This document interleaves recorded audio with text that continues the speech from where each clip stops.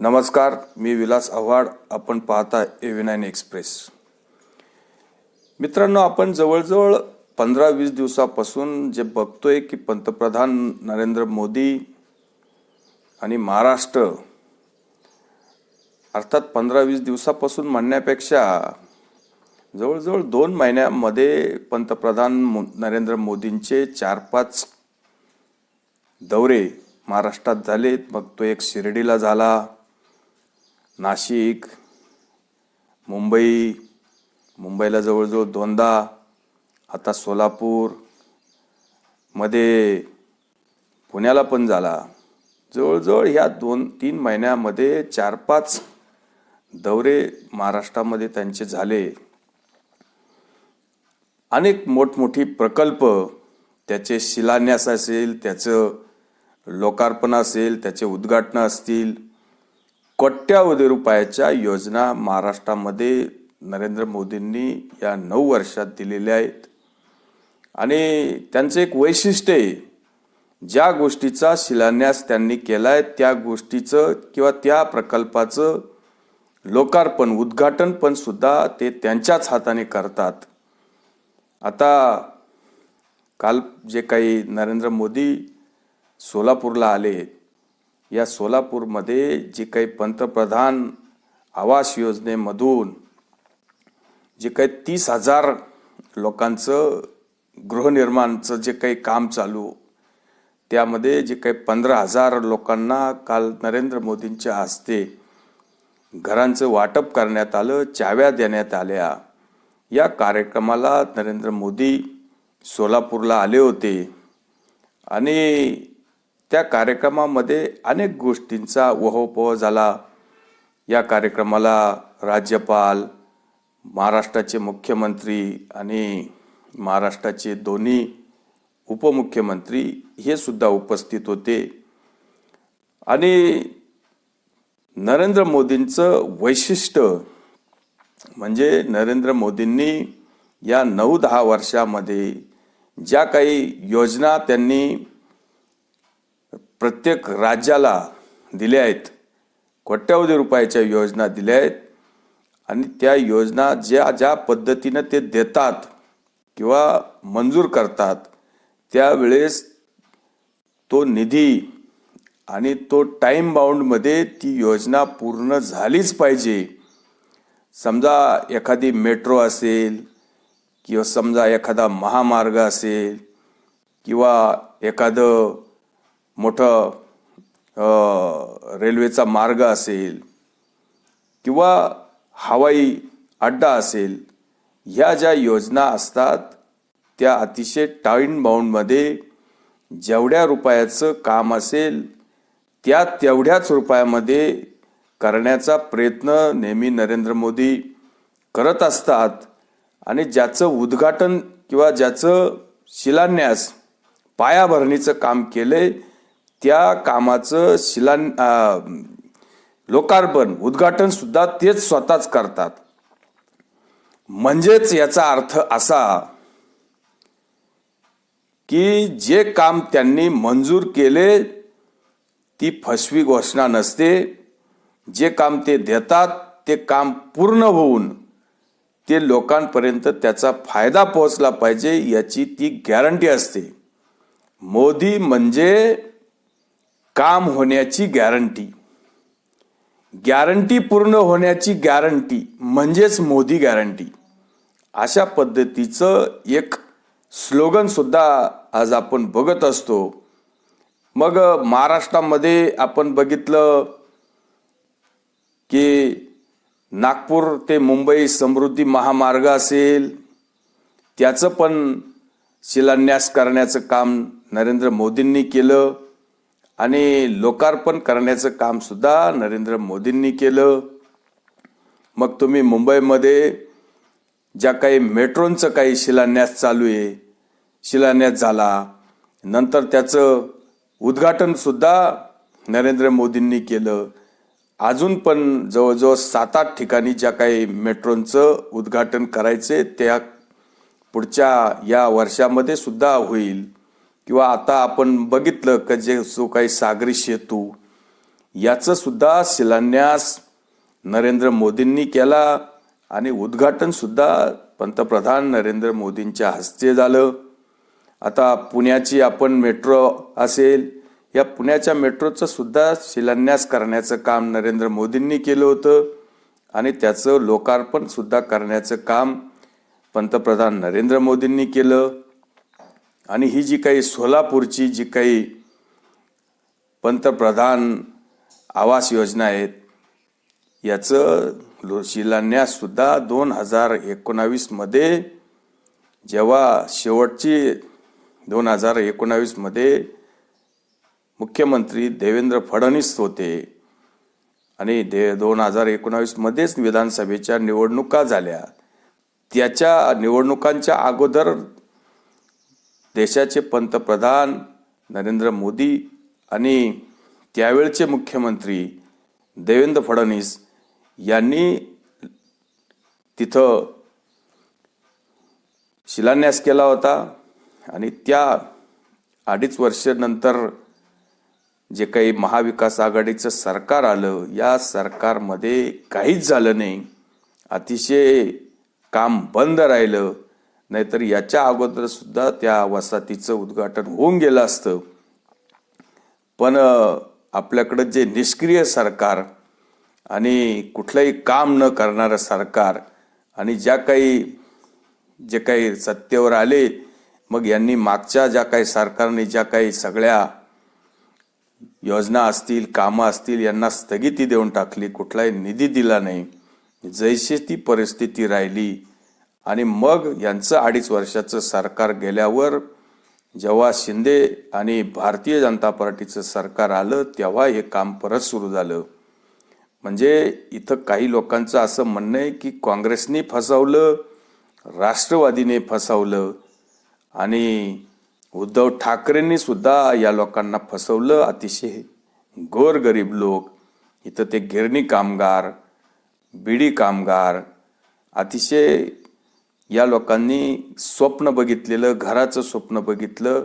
प्रत्येक माणसाच्या जीवनामध्ये कधीतरी घर असावं याचं स्वप्न असतं. गोरगरिबांना अतिशय वाईट परिस्थितीमधून जावं लागतं. आणि जेव्हा दारिद्र्य रेषेच्या खाली हे लोक असतात, तेव्हा त्यांचं घराचं स्वप्न हे कायम अधुरं राहून जातं. कारण रोजच्या याच्यामध्ये, खर्चामध्ये आणि उत्पन्नामध्ये यांची सांगड बसत नाही. आणि मग खायचं किती आणि घर बांधायचं किती, याच्यामध्ये अख्खं आयुष्य गोरगरिबांचं निघून जातं, पण घर होत नाही. ही गोष्ट नरेंद्र मोदींनी ओळखली आणि ह्या मोठ्या प्रमाणामध्ये इथं वसाहतचं काम करून आज 15,000 लोकांना घराचा निवारा दिलाय. आता या निवाऱ्यामध्ये हे जवळजवळ प्रत्येक घर 5 लाख रुपयाचं घर एका कुटुंबाला आज मिळाले. त्यामध्ये सर्व वन रूम किचन, सगळ्या सोयी सुविधांनी युक्त आणि मोठी वसाहत आहे. इथं शाळा कॉलेज होतील, बालवाड्या होतील, जिल्हा परिषदेच्या शाळा होतील, रस्ते होतील. सोलापूर शहरामध्ये 2-4 दिवसांनी पाणी येते, पण या वसाहतीत बाकी रोज पाणी येणार आहे. आणि सगळ्या सुविधांनी युक्त असलेली वसाहत नरेंद्र मोदींच्या कालच्या या उद्घाटनातून सिद्ध झाली आहेत. मग मोदींनी जे काही पंतप्रधानांनी अनेक विषयांना हात घातला, प्रभू श्रीरामांचं जे काही अयोध्येमध्ये रामलल्लांचं प्राणप्रतिष्ठेचं 22 जानेवारी रोजी जे काही उद्घाटन होणार आहे, प्राणप्रतिष्ठेचा सोहळा होणार आहे, 11 दिवसाच्या अनुष्ठानावर आहे. अनेक लोकांना त्यांनी जे काही दिलं, हे लोकांचं स्वप्न पूर्ण झालं. आणि त्यांना पण असं स्वतःचं जेव्हा बालपण आठवलं, तेव्हा त्यांच्या डोळ्यात पण पाणी आलं की आपल्याला पण कधीतरी घराचा निवारा नव्हता आणि आपल्याला सुद्धा उघड्यावर राहण्याची वेळ आली. आपले आईवडील सुद्धा अशा या परिस्थितीतून गेलेले, तेव्हा त्यांच्या डोळ्यात सुद्धा पाणी येऊन अक्षरशः ते भावूक झाले होते. बराच वेळ त्यांना बोलता येत नव्हतं. तेव्हा ह्या सगळ्या गोष्टी नरेंद्र मोदी जे बोलतात ते करतात याची गॅरंटी असते.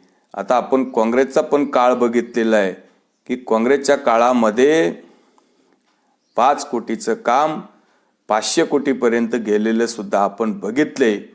आणि ज्या कामाची मुदत 1 वर्षात पूर्ण व्हायला पाहिजे ते 20 वर्षात सुद्धा पूर्ण झालं नाही. म्हणजे एक लाखो कोटी रुपयाची बर्बादी काँग्रेसच्या काळामध्ये झालेली आहे. पण असं 10 वर्षात नरेंद्र मोदींनी 1 रुपयाचा सुद्धा देशाच्या तिजोरीचा नुकसान केलेलं नाही. ही गोष्ट विशिष्टपूर्ण सांगायची आहे. आता सोलापूरचा विकासाच्या बाबतीत म्हटलं तर सोलापूर तसं अतिशय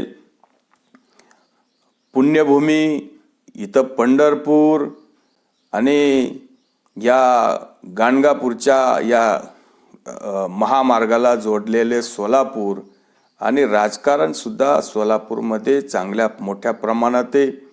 इथं भारतीय जनता पार्टीचा सुद्धा मतदार आहे, राष्ट्रवादीचा मतदार आहे, काँग्रेसचाही मतदार आहे किंवा शिवसेनेचे पण मतदार होते. आणि आता मोठ्या प्रमाणामध्ये भारतीय जनता पार्टीचे खासदार आहे, आमदार आहे. पण काही दिवस असं आपण म्हणायचो की ह्या 3.5 जिल्ह्यांमध्ये राष्ट्रवादींचा येतो, मग अर्धा येतो की पूर्ण येतो हे तुमच्यावर सोडतो. पण आजची जी परिस्थिती आहे की ही जास्तीत जास्त ही जे काही घरं मिळाले हे याच्यामध्ये मुस्लिम समाज पण मोठ्या प्रमाणात आहे. जवळजवळ 7,500 लोक मुस्लिम समाजाचे असावेत आणि बाकीचे लोक असावेत बाकीच्या इतर जाती धर्माचे. आणि कम्युनिस्ट, विडी कामगार, गिरणी कामगार आणि गोरगरीब अशा लोकांना हे घरं मिळालेत. खरं तर हे कम्युनिस्ट किंवा मुस्लिम समाज मोठ्या प्रमाणामध्ये काँग्रेसला किंवा कम्युनिस्टांना मतं द्यायचे. पण आता जे काही परिवर्तन होईल ते होईल. चांगली गोष्ट आहे, लोकांना घरं मिळाले पाहिजे. कुठल्याही गोष्टीचं राजकारणाच्यासाठी वापर होईल हेच आपण काही म्हणायचं नाही. लोकांना ज्याचा जे काही असेल ते मतदानातून स्पष्ट होईल. पण लोकांचा विकास, लोक दारिद्र्य रेषेच्या वरती येतात, ते लोकांचं राहणीमान उंचावते, लोकांचं आरोग्य सुधारते, लोकांना आरोग्याचा विमा मिळतोय, लोकांना पोटभर जेवण मिळते, राशन मिळते. या सगळ्या गोष्टी जर सरकार चांगलं असेल, सरकारची नीती चांगली असेल, सरकार जर तळागाळापर्यंत सगळ्या योजना पोचावणारं असेल तर 100% अशा गोष्टी मिळतात. पण निवडणुकांच्या अगोदर काहीतरी आम्ही हे करतो मग तुम्ही मतदान करा, तुम्हाला इतके पैसे देतो मग तुम्ही तमकं करा, हे फुकट देतो मग हे करा, अशा पद्धतीच्या योजना नरेंद्र मोदी कधी राबवत नाही. ज्या काही लॉंग टाईम ज्या काही योजना असतात, मग राशन असेल किंवा शेतकऱ्यांना जे काही खात्यावर किसान सन्मान निधी मिळतो, बचत गटांच्या महिलांना जो काही फायदा मिळतो किंवा रोजगाराच्या बाबतीत जे काही लोकांना जे काही बँकेतून प्रोत्साहनासाठी जे काही पैसे मिळतात, ह्या सगळ्या गोष्टी पूर्ण कॉन्क्रीट असतात. असं कुठलीही गोष्ट निवडणुकीसाठी करायची आणि निवडणूक झाली की ती सोडून द्यायची, त्याकडं डुंकून बघायचं नाही. त्यामुळं लोक या गोष्टीची सुद्धा तुलना करत असतात. काँग्रेसने पाठीमागच्या वेळेस लोकांना, शेतकऱ्यांना 72,000 रुपये वर्षाला देऊ अशी घोषणा केली होती, निवडणूक घोषणा. आणि नरेंद्र मोदींची घोषणा बाकी 6,000 रुपयाची होती. लोकांनी 6,000 रुपयावर विश्वास ठेवला. राहुल गांधींच्या 72,000वर विश्वास ठेवला नाही. ही गोष्ट सुद्धा आपल्याला सांगायची आहे. त्यामुळं नरेंद्र मोदींनी जी गोष्ट बोलली ती बोलली आणि जी गोष्ट ते बोलतात ते पूर्ण करतात, ती त्यांची हमी असते, गॅरंटी असते. नरेंद्र मोदी म्हणजेच गॅरंटी पूर्ण होण्याची गॅरंटी, हे स्लोगन आता देशभरात गाजते. आणि नरेंद्र मोदींना कोणालाही फसवायचं नाही, कोणालाही काही फक्त चुकीचं किंवा देशाचं काही नुकसान होईल, देशाच्या GDPवर त्याचा परिणाम होईल, फुकट वाटून जर देशाचं जर वाटोळं व्हायचं असेल तर अशी गोष्ट सुद्धा ते करत नाही. ह्या सगळ्या योजना राबवताना ह्या सगळ्या गोष्टी ते बघतात की ह्या योजना देताना GDPवर परिणाम होईल का, त्याचा आपल्याला आर्थिक फटका बसेल का, अशा पद्धतीचं सुद्धा नियोजन, मायक्रो नियोजन पंतप्रधान नरेंद्र मोदी करत असतात. त्यामुळं नरेंद्र मोदी म्हणजेच गॅरंटी पूर्ण होण्याची गॅरंटी, इतकंच आपल्याला सांगायचे. तुर्तच थांबतो. व्हिडिओ आवडला असेल तर लाईक करा, शेअर करा. धन्यवाद.